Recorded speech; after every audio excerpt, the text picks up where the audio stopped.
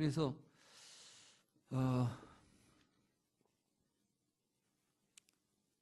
이렇게 해서 우리에게 촉이라는 말을 할 수 있다. 경험이라는 말을 할 수 있으려면은 첫째는 시각을 우리의 지각 활동을 통해서 우리에게 경험의 세계가 주어진다 이런 이야기예요. 그러니까 우리는 마치 바깥에 있는 세상을 본다고 생각했잖아요.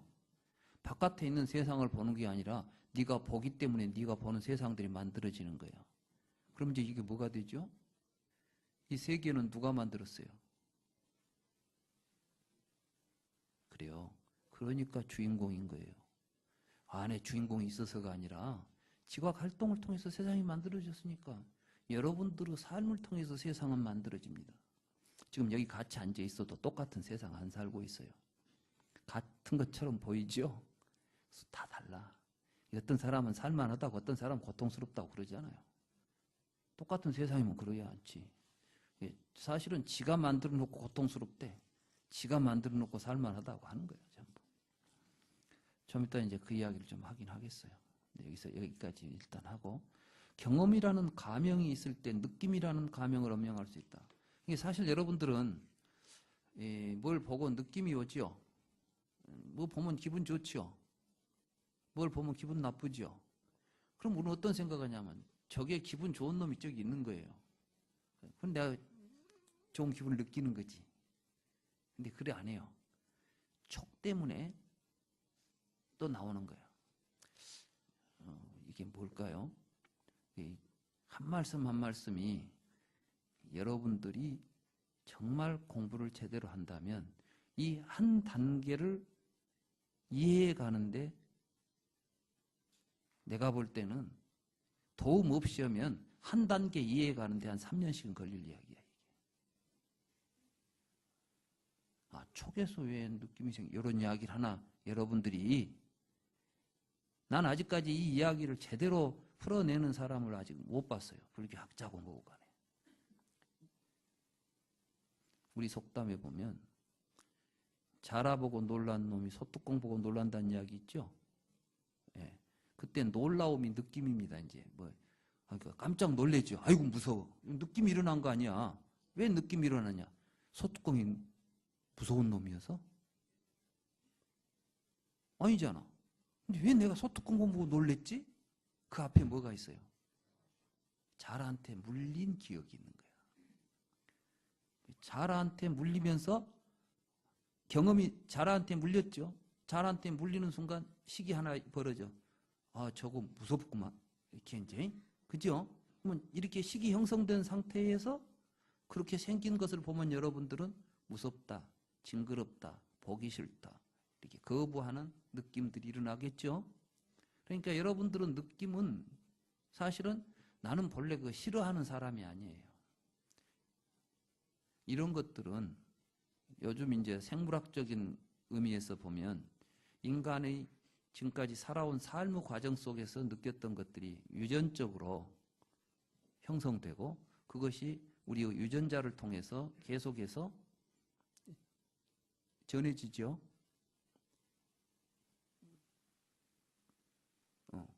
그러니까 이것도 큰 틀에서 보면 사실은 이 구조가 더 큰 틀로 봐버리면 인류 전체의 인류 역사 속에서 전개되는 사건들인 거예요. 그러니까 여러분들은 개개인의 사건이라고 볼지 모르죠. 그렇지만 더 큰 눈으로 보면 인류 전체의 큰 생명 흐름 속에서 일어나는 현상들이에요. 그건 뭐 내 전생이라고 해야 되겠어요? 전생 없는 사람 없습니다. 맞죠? 그런데 여러분들은 그걸 내 전생이라고 했고 나를 붙잡고 있으니까 이제 이때부터 착각이 일어나는 것이지. 생사가 벌어지는 것이지. 과거에 엄밀하게 이야기하면 지금 여러분들이 이 자리에 이러한 모습으로 있기 위해서는 여러분들은 나이만큼의 시간이 필요했던 게 아니에요. 사실은 우주 역사가 있었어야 돼요. 그렇지 않습니까? 그러면 여러분들의 수명은 몇 살인 것 같아? 여러분들의 수명은 이 우주에 존재하는 모든 것들은 다 동갑이에요.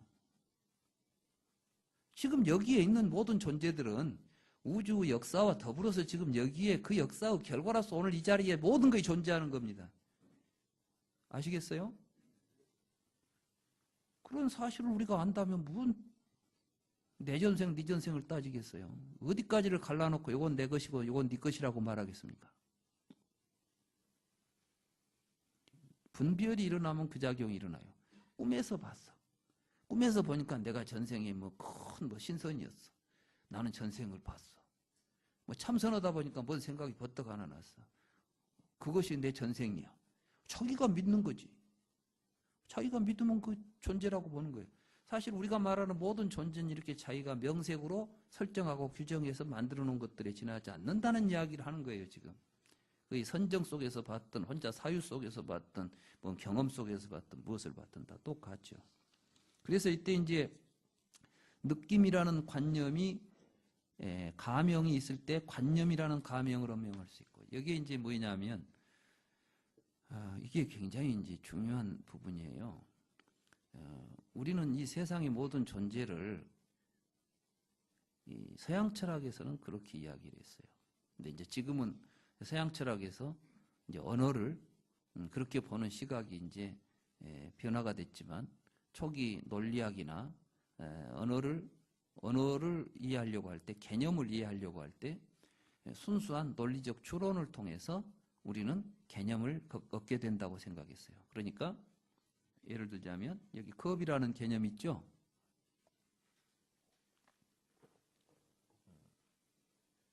우리는 왜 이걸 컵이라고 부를까요? 보니까 여러분들 앞에도 컵이 있는데, 이쪽은 종이컵이고 플라스틱 컵이고 요거는 세라믹 컵이고, 보니까 하나도 같지도 않아. 다 틀리죠? 재료도 틀리고 크기도 틀리고 모양도 틀려. 근데 전부 여기다 컵이라는 이름을 붙여놨어요. 왜 이걸 우리는 컵이라고 부를까요? 왜 이게 컵일까요? 사실 서양 철학 보면 그런 짓 했어요. 이제 그걸 이제 본질 찾기. 이제 그 이야기를 이제 플라톤 이야기부터 해볼까요? 이데아가 있다요. 컵 이데아가. 어디가 있습니까? 몰라. 이데아의 세계가 또 있어야 돼. 이데아의 세계가 컵이 하나 있어. 그 컵이 완전한 하나도 결함 없는 컵 그 자체예요. 어떻게 생겼습니까? 그러니까 이미 어떤 형태를 띄워버리면은 특수성을 갖게 되니까 보편성 성질이 아니야. 완전 무결한 뭐야? 그러니까 이제 완전 무결을 찾으면 이상주의라고 해버리는 게 아이디얼리즘. 이데아 찾는 놈들이란 뜻이지. 근데 플라톤은 그게 있다고 하는데 본 적이 없는데 또 그걸 안 보는 것은, 그 본질을 못 보는 것은 진실을 못 본다고 했으니까 아주 철학이 복잡하지. 확인할 수 없는 이야기를 하는 거예요. 그러니까 하늘에 계신 하나님 아버지 찾는 것이나 이데아 찾는 것이나, 그러니까 그런 철학들은 기독교하고 별로 다를 것도 없어요. 내용적으로 보면 입증도 안 되고 검증도 안 되는 가설을 앞에다 내세워야만 되는 것들이에요. 내가 철학과에 들어가서 철학 공부하고 뒤에 가서 내린 결론이에요. 아, 이것들 지금까지 전부 헛소리만 하고 있었구나. 근데 이제 그러니까 이제 그럼 이게 어떻게 만들어졌냐, 그러니까 이제 또 논리학자들이 이제 이야기합니다. 이거 이제 컵이라는 게 여러 가지 있죠. 근데 모양이 다 달라요. 색깔도 다르고 뭐도 달라. 그래서 이제 이런 모든 것들을 우리가 경험하게 돼요. 경험을 하면은 표상이 생겨요. 이렇게 이런 모양들, 이런 모양들, 이제 우리가 그걸 전부 모아놓고는 이제 추상을 합니다. 이 추상을 한다는 것은 무엇이냐 하면은 이제 이 다른 차이들을 제거해내는 거예요. 차이를. 그러면은 커브 크기는 다르니까 제거했어요. 그 다음에 이제 색깔도 제거했습니다. 재료도 서로 다르니까 제거했습니다. 그럼 뭐만 남냐? 공통점만 남을 거라는 거예요. 공통점만 남아가지고 거기다가 이제 이름을 붙였어요. 이름. 그럼 명명을 합니다. 이제 종합을 해. 이게 처음에는 이제 추상을 하고 같은 점을 모아가지고 거기다가 이제 종합을 해가지고 거기다가 이름을 붙였어. 그러면 이제 이때 컵이라는 이름이 붙으면은 이게 개념이 되는 거예요. 그러니까 컵은 모든 컵의 보편적이죠. 그래서 이제 특수한 개념과 보편적 개념이라는 걸 나눠가지고 우리가 판단을 할 때 뭐 이건 특수 판단이냐, 뭐 보편적인 판단이냐, 뭐 이런 이제 그 논리학을 보니까 이제 이런 것들이에요. 그래서 서양 논리학을 보니까 거기에서 출발을 해. 개념학으로부터. 그래서 제가 이제 논리학 공부를 또 열심히 했잖아요. 그러면 보니까 다 그런 이야기를 하고 있어요. 부처님이 이제 이 부분을 어떻게 이야기하고 있는가를 이제 보자는 거예요. 지금 여기서. 응? 그러면 근데 제가 어디 보니까 부처님이 제법 이욕 위본이다 이렇게 써놨어요. 경에 보면.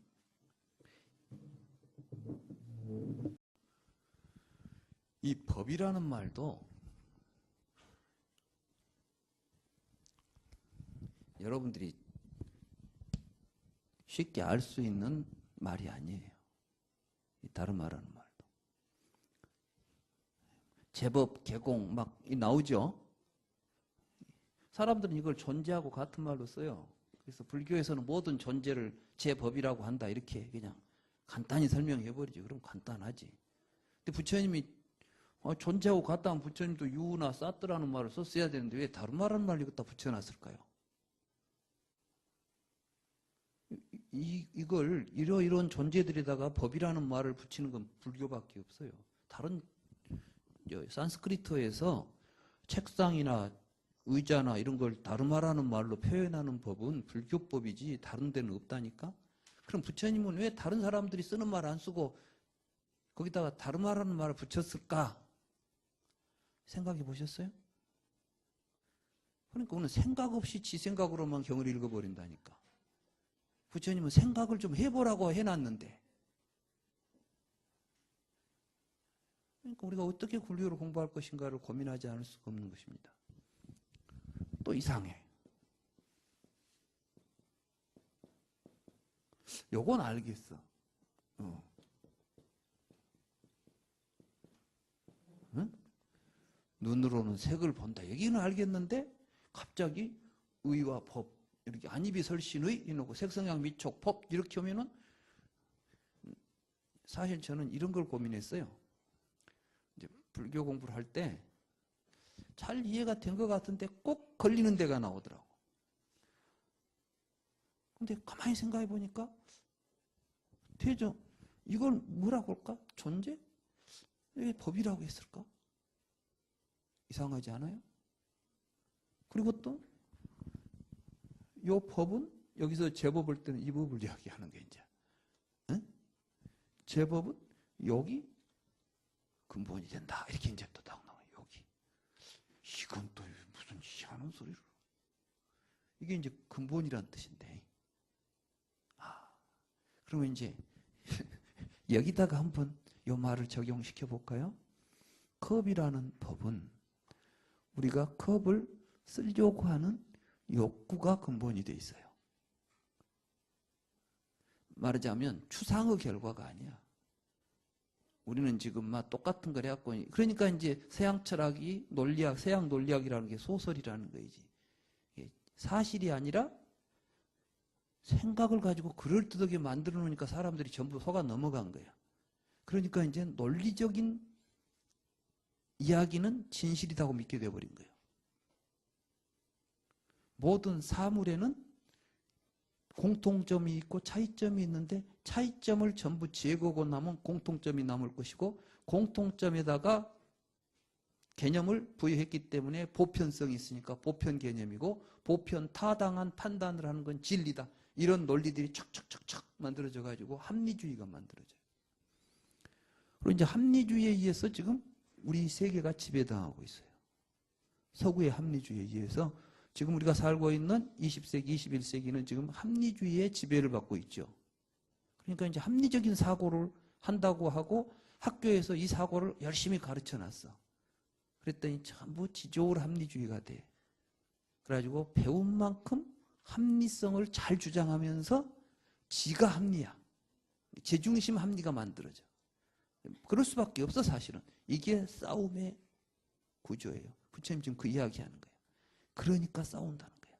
왜 싸우냐? 이런 식으로 하고 있으니까. 개념 만들어가지고 실제화시키고 실제적 개념 가지고 이론 만들고 이론이 틀리면 싸우는 거예요. 불교 속에서도 그래요. 그러니까 제가 자기 생각하고 틀린 사람들이 나를 비난을 해. 이제. 너는 틀렸다. 이건 굉장히 비불교적인, 불교의 근본을 안다면 그렇게 해서는 안 되는 거예요.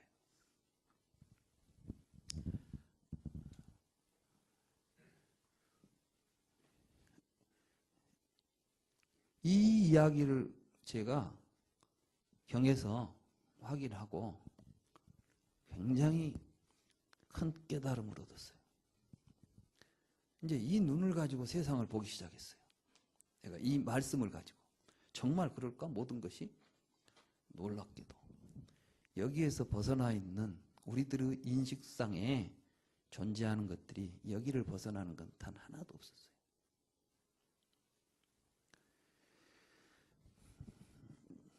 여러분들이 이걸 대박으로 쓰려고 하는 생각을 가지면 이건 대박돼요.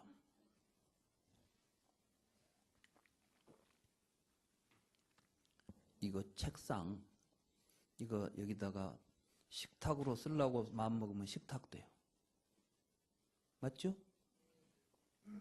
무슨 식탁 이데아가 여가 있고 식탁에 뭐 이게 뭐 책상 이데아가 여기 있어서 이게 책상이고 이데아가 되겠습니까?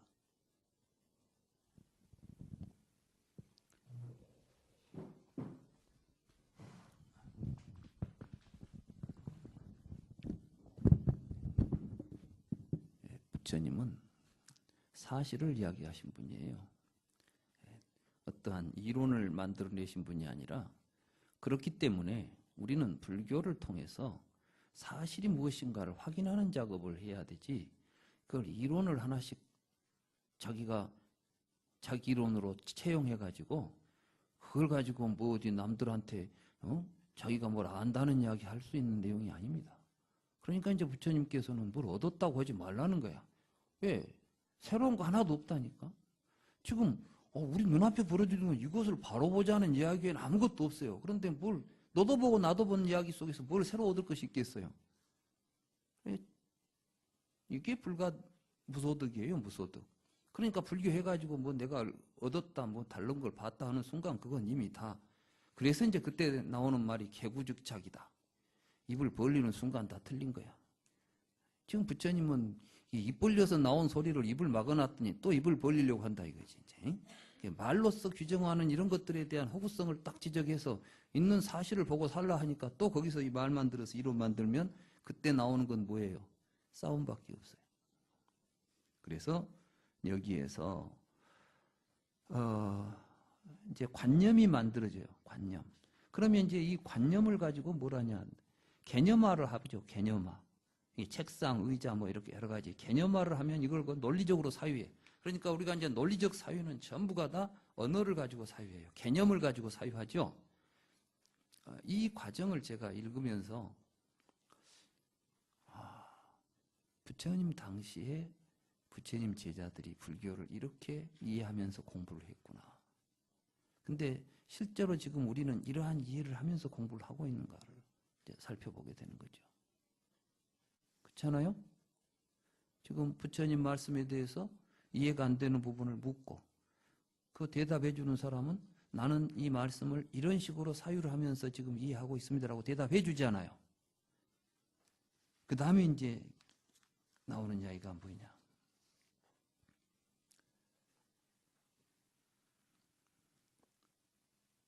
이렇게 되면 사유라는 관념이 뭐냐 느낌 우리가 이제 어떤 느낌 아래서 우리가 관념을 만들죠. 그러니까 뭐냐면 이걸 왜 컵이라는 이름을 붙였을까요? 컵이라는 관념이 만들어지죠. 이건 뭐냐면 내가 컵으로 써보니까 좋은 거예요. 물을 마시려고 했는데 잘 안 돼. 그럼 이걸 컵이라고 하겠어요? 결국 우리가 어떤 것을 개념화시키는 데는 그러니까 이제 이게 오온에도 순서가 있어요. 오온은 5가지를 아무렇게나 붙여놓으면 안 돼. 말하자면 이 몸이 있으니까 이 몸을 지각 활동을 통해서 느낌이 일어나는 거예요. 느낌이 일어나니까 그 느낌의 기초에서 관념적 사유가 일어나는 거예요. 관념적 사유가 일어나기 때문에 그 관념적 사유의 기초에서 우리는 그 느낌과 상대해서 이제 이것이 의도가 돼가지고 행위로 연결되는 거예요. 그 행위의 결과가 다시 우리들 의식 속에 의식화되어서 분별의 토대를 만들어가는 겁니다. 그러니까 쉽게 말하면 우리는 보고 느끼고 생각하고 행동하는 가운데 의식이 형성되면 그 의식의 기초에서 다시 보고 느끼고 생각하고 행동하고 의식하는 것이 계속 순환되는 가운데 우리가 보고 있는 나와 세계라는 관념 체계가 구축되어 가는 겁니다. 그 이야기를 펼쳐놓으면 12연기가 되는 거죠.